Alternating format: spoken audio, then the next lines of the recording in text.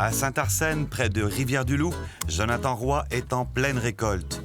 Son petit jardin est un laboratoire. C'est ici qu'on fait pousser la majorité des plantes qu'on va utiliser dans nos différents spiritueux à la distillerie Fils du Roi. C'est ce qui va donner la personnalité à nos différents produits, en fait. Le dernier né de la distillerie Fils du Roi est ce pastis, la grande hermine. Ici, on va faire la culture de l'agastache, c'est la plante qu'on voit tout près ici. En arrière, on voit le carvi. Le carvi, c'est un goût légèrement anisé, un peu mentholé. Puis, il y a à peu près un an, quand on a décidé de fabriquer une recette de pastis, bien, le carvi, c'était un élément tout désigné pour nous. Le carvi est l'ingrédient inattendu de ce pastis du Bas-Saint-Laurent. À la grande base, c'est le Ricard, hein, c'est la référence mondiale. C'est du sucre, de l'eau, de l'alcool et de l'anis étoilé. Ce qui fait un grand pastis, selon moi, ça va être après l'utilisation de différentes épices. De macération qu'on va utiliser, soit en macération, soit en distillation, ou le mieux, selon moi, ça va être vraiment une méthode combinée. Jonathan a fait quelques entorses à la recette du pastis de Marseille. Il y avait quelques petits points qui nous faisaient sourciller un peu. Dans le cahier de charge du pastis de Marseille, on peut ajouter du sucre, on peut ajouter du colorant, on peut ajouter des saveurs artificielles. On a été chercher des aromates qui supportent bien notre climat ici, donc l'agastache qui a un goût anisé aussi, plus botanique, plus herbacé, légèrement poivré. Et on a ajouté le carvi qui a aussi un goût anisé, mais plus côté mentholé.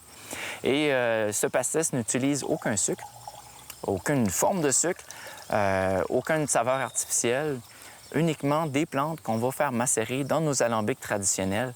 L'anis étoilé est l'ingrédient de base de tout pastis. Jonathan ajoute aussi de l'anis vert, du fenouil, de l'agastache, de la réglisse, du carvi et de la vanille. Moi, c'est vraiment ça qui m'a happé à la première gorgée. On utilise la vanille, entre autres, et le carvi pour donner cette impression-là de sucre. Et ça fait donc un produit qui est beaucoup plus clair, beaucoup plus rafraîchissant, beaucoup plus facile à boire. À mon goût, le sucre doit être très timide. Il faut vraiment qu'on sente tout d'abord la rondeur de l'anis. Cet anis-là doit être sublimé par l'utilisation d'aromates. Ce pastis se déguste nature ou avec un peu d'eau pour plus de rondeur. De 3 à 5 parts d'eau selon l'intensité désirée. La grande hermine sert aussi à confectionner des cocktails. Le pastis, en fait, se boit excessivement bien avec le sirop de votre choix. Ça peut être un sirop d'agrumes, ça peut être un sirop de menthe, ça peut être la grenadine est très populaire également. Mes coups de cœur personnels, c'est vraiment avec de l'orange, du thym, de l'eau pétillante, ça peut être super intéressant. Mon bon ami Pascal en fait une version en Bloody César qui est absolument fantastique. L'anis et la tomate est une de mes grandes découvertes de l'année. C'est vraiment fabuleux. Donc, je vous dirais, si vous aimez le goût et que vous êtes un fan de Bloody César, enlevez la vodka, mettez du pastis à la place. Vous ne serez pas déçus. Et au fait, pourquoi la grande hermine? J'ai été voir un historien qui m'a parlé des bateaux qui partaient de l'Europe pour venir ici. Ils mettaient du sable, des roches dans le fond de leur cale de bateau. Puis en traversant ici, rendu dans le Bas-Saint-Laurent, il y a des hauts fonds, donc ils jetaient les roches et le sable par-dessus bord.